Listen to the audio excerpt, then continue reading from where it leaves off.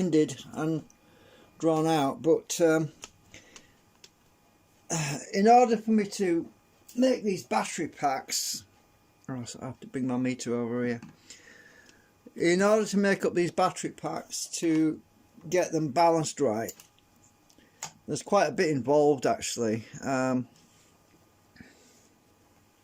I don't like to live stream it usually because I might make a mistake when I'm live streaming, because that's usually what happens. It's when you're live streaming that you do a boo-boo. But what I'm doing is I've got to make 7 packs of cells with 3 in each set pack, and normal cells in a laptop, they'll have them in sets of 2.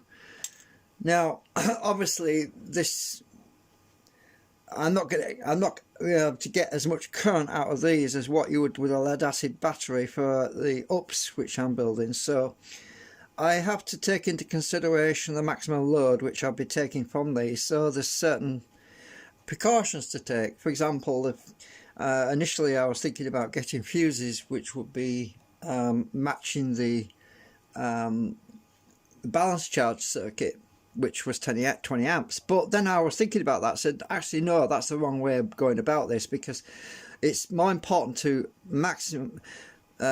take into consideration the maximum current that these cells can deliver, and then do it in that respect, you know, so that you have a thermal fuse that's rated at about a peak of about 10 amps.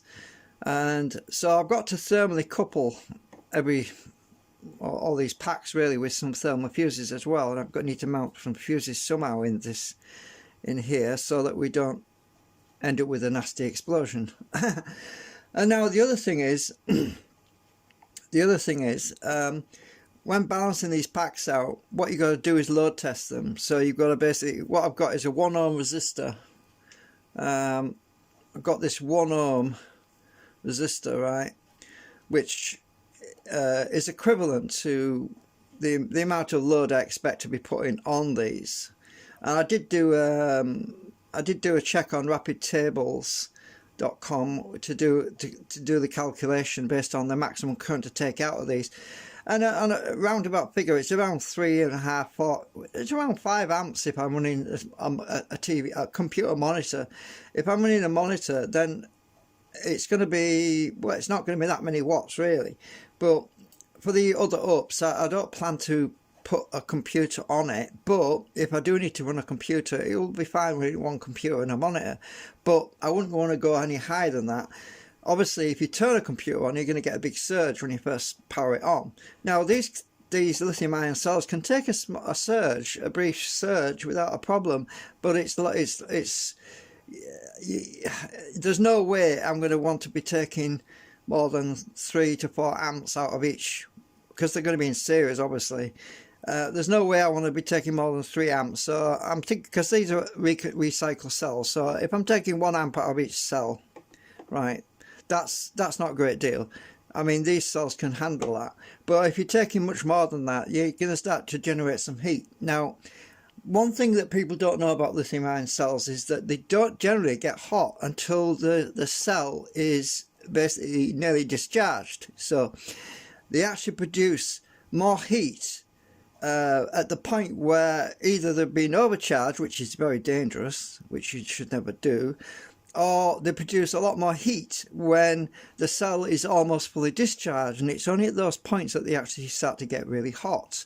And I've done tests with this in the past, and usually you'll notice that the cells will start to get hot once they get to almost fully discharged, and that's because the impedance goes up. As the impedance goes up, the thermal output increases, right?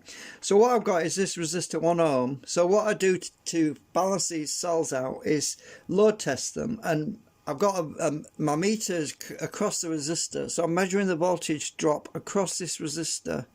Sorry, I measure the voltage across the batteries, right, because this resistor is connected basically in parallel across the battery, right? So what I'm doing now is, I suspect that this cell, because it's fairly old, this middle one is one I've been using quite a lot, so it's out of a pack that I dismantled recently, and this cell is probably the weak link So what I'm doing is I'm going to just load test it, and I want to get somewhere around 3.78 volts on, which I've written down on here, around 3.8 volts, 3.78 volts when it's loaded down with a 1 ohm resistor, to be able to match these up equally.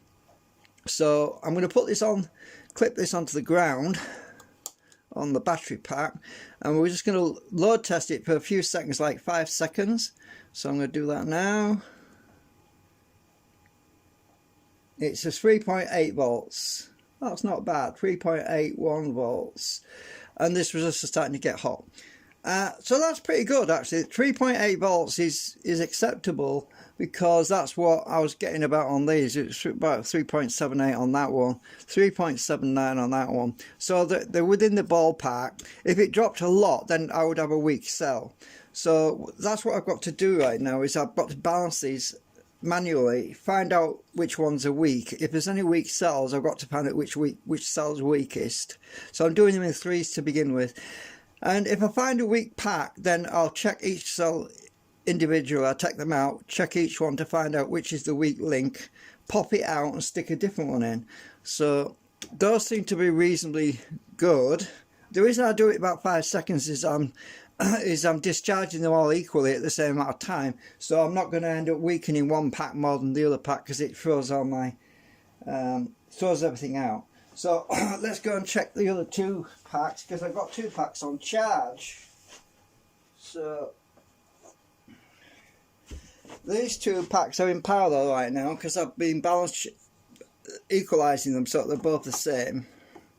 So I'll take this link out now. So they've been basically balance charging themselves, equalised, so they've both got the same voltage in them. So I'm going to check this one now, and when I last checked this, it was 3.79, so it should be the same. So let's connect that to ground. I've got my resistor, and it's cooling a bit, because you get pretty hot with 1 ohm. Connect that up. 3.81, yeah, 3.80, it dropped to 3.80. Let's try that again actually. Yeah, actually 3. I've got a bad connection on here somewhere. I didn't do it for the same amount of time either. I messed up there, but let me just try that again. Might be this clip it's not on right. I did get 3.80 though. Let's try again. It's just 3.70, so that's a bit low. Let me just make sure my clips are on right. That's a bit low. It said 3.79 initially, but they don't usually drop off that quickly. But let's try this again. 3.77. Right, it says 3.77. That's a bit low. But I did get a reading on this initially about 3.79. So I'm just going to append that and put 3.77. It did come up at, just change that 9 to a 7. I'm just going to check the other one. I'll stick that down there a minute.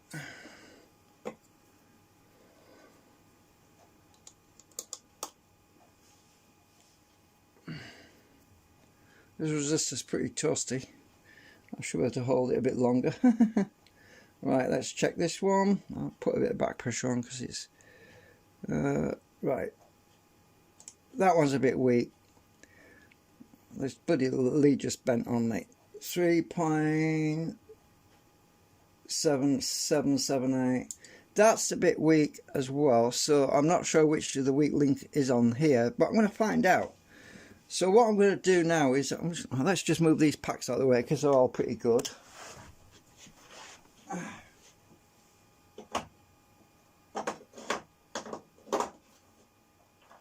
I've got some more cells over here, which I'm going to test. I've taken them out of another pack, so... Right, what I'm going to do is take all 3 of these out because I want to find out which is weakest in this pack. So, pop that one out. if I can get it out. Right, get that red one out. One of these might be weaker than the rest, you see. I'm not sure which one it is, but we'll find out. You always get some bad cells. It's inevitable. But these should be good. Right, so I'm going to check each one of them individually to see which one's the weakest, but they should be all exactly the same. But the impedance might be different. So we'll see which one's the lowest voltage when I load test each one. Right, 3.46, 3.56, that's good. 3.56. So this red one is the weak one, right? I'll take the red one out, bring a blue one over. 3.5. Oh, it bent, the lead bent. 3.52. This blue one is obviously better than that red one, so now I'm going to repopulate this with the blue one and the green one, because they should be all charged the same. Make sure you get them in the right way around, else, you know, because these are all wired in parallel at the back. So when I load test this now, it should be all three in parallel. I should be a lot closer to my number that I want. This resistor is a bit too hot to hold right now. I'm going to have to be really quick because it's burning my finger. I have to be really quick. I just want a good quick test. Right, 3.79, 3.80. There you go. We've got a pack that's at 3.81 volts. So that's fixed. That pack is balanced out. So it should, in theory, have the same impedance as all the other packs, right? Now let's check this other one. This one was a bit. Let me just double check this one, because I might even put a blue one in there as well.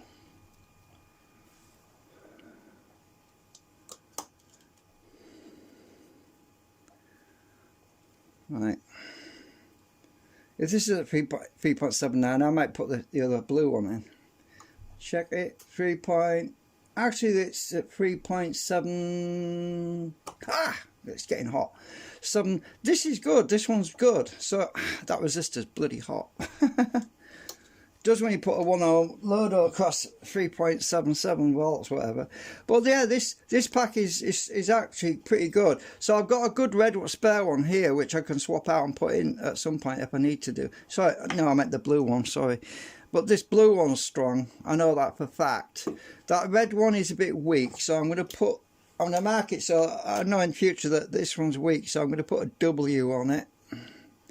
So by marking it with a W, I know that this is a weaker cell. And then if I need a weaker cell at some point to balance another pack out that's say stronger than the rest, then I can stick that one in, you see. So that's how you do it. You have to match the impedance up. Right, so yeah, as I said, this one's pretty strong. I am going to double check it though. This resistor was getting really hot. It should have cooled a bit now. Let me just recheck it. I'll just double check again.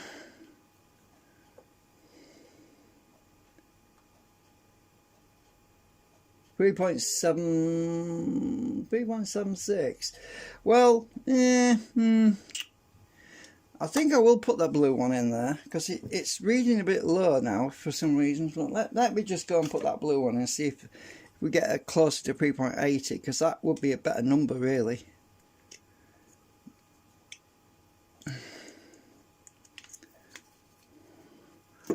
This one's got a bit of a scar, a bit of the plastic's come off, but that won't matter. I'm going to stick that at the bottom anyway. Right, let's just see if that's a little bit better number on it.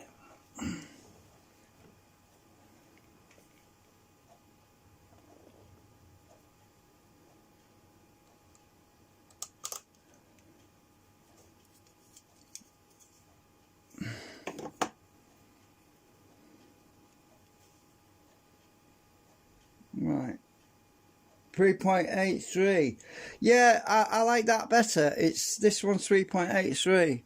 So try that. Ooh, try that again. 3.81. Yeah, I like that better, because you have to bear in mind that the cells do drop a little bit when you put a load on them. But as long as they're about the same, so what I've got to do now, yeah, I like this blue one better. It definitely seems better than these red ones seem to be weaker for some reason. I'm not sure why, but I've had a lot of bad experience with the red cells. The green ones and the blue ones seem to be the better ones. So yeah, so what I'm going to have to do, obviously, is recharge everything. Once I get these packs done, what I'm going to do is going to wire them all in series and charge them all up again, and see if any packs go too high, because my balance charger, my AccuCell 6, because I only charge 6S, it won't go to 7S, so I can't charge these all up on my balance charger. I have got a safety board which, as I say, I'm going to install with these batteries, but which will balance the cells anyway. But I could charge them on my AccuCell 6 and use that other external balance charger, or I could just simply charge these packs in groups of 3. So I could charge 6S with 3 of these in series, then charge 4S. I could do 4S in series and balance them all out, and then put them wire them all in series, and put a 12 ohm load across them all in series, and then look at which packs, which of these individual packs are starting to drop more than the rest. So that's another way of doing it as well, to have them all wired up in series, then put a load on them, like run something off at 24 volts, and keep measuring each pack individually and see which one's dropping the fastest. And if one's dropping faster than the rest, you know you've got a weak pack, and then you need to find out which cell doesn't have the full capacity. Then you have to, if one of these is discharged first, you're going to have a problem, because if the balance charger can't handle that amount of differential in the amount that it's dropping, you end up with you're basically wasting energy. That's all the other packs might be still fully charged, but you got a weak link in the pack in the circuit, and that weak link will just reduce the amp hours that you can get out of the whole lot. So what you got to do is eliminate the weak link and replace that the 3 cell pack with another 3 cell which is stronger and will keep running longer, so you don't end up where all your batteries basically drop below 20 volts, and then you're in a bad place once that happens, because the ups basically monitors the voltage, and if you get below a certain voltage, it basically shuts whatever it's running down and says your battery's flat or whatever. So you end up with a problem. So you know what I mean, you've got to match these as close as possible, so that anyway, you know what I'm saying. But the good thing about lithium ion cells is the fact that they don't have memory like nickel metal hydride cells. They don't remember the number of times they were charged or discharged, or partially discharged or partially charged. They don't degrade. So you can pulse charge these things without a problem, and you can leave them for years. These batteries, these cells, I kept them in the fridge at about 5 Celsius for the last 10 years. Yeah, these cells are more than 10 years old, because that battery box that I built that's on the windowsill, I think I built that about 7 years ago, and these cells came out of laptop batteries which was given to me, and they were stored for like 3 or 4 years before I got them. So these cells are more than 10 years old. They last a lot longer than lead acid. You can't stick a lead acid battery in the cupboard and forget about it for 10 years. When you come to get it out, it'll be junk. But these things, they'll sit with a voltage in them for many years, and if you keep them at a cool temperature, it reduces the chemistry, so you don't get corrosion in the cells.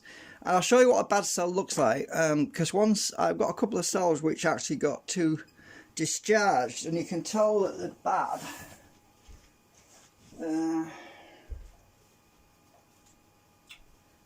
Right, I've got them in my safety pouch, which is a fireproof thing.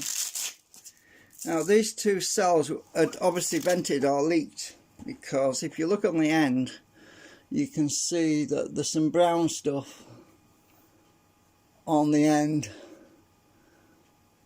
That's not glue, that's where they've started to corrode. I actually charged these up as well, but I didn't know about the corrosion. If I'd known about that, where some of the lithium had leaked out, if I'd known about this before, I would not have charged them. But these are weak. These cells are very degraded. I'm going to show you that now. We'll see anyway. Let me just hook that. Let's measure these cells individually on this 1 ohm resistor, and we'll see how bad they are, because these were fully charged, right? These were fully charged, but they're not retaining the voltage as well, because they've got an internal short somewhere. So let's see what these poor cells read when I put a load on them. Right, oh yeah, look at that, 3.56, it's dropping. Let's do that again. 3.59, it's going up and down. Yeah, I think these cells are 3.62. Oh, it's going down. These cells were fully charged, right, just like the rest were, but it's got a very high impedance. It's weak, so these cells are not gonna maintain a charge very long. These are very poor cells. What the hell? Oh, somebody revving up a car or something. These cells are not gonna last, so what I'm going to have to do is I'm going to have to discharge these completely on a resistor, and I'm going to discard them. I'm going to get rid of them safely, because we don't want these things venting and catching fire, because they could do, because they've got an internal problem, as you can see with that brown stuff that's coming out.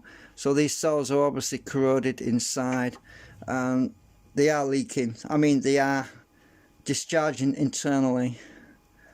Let's check that again. 3.57, 3.56, 3.54. Look, it's going down, look.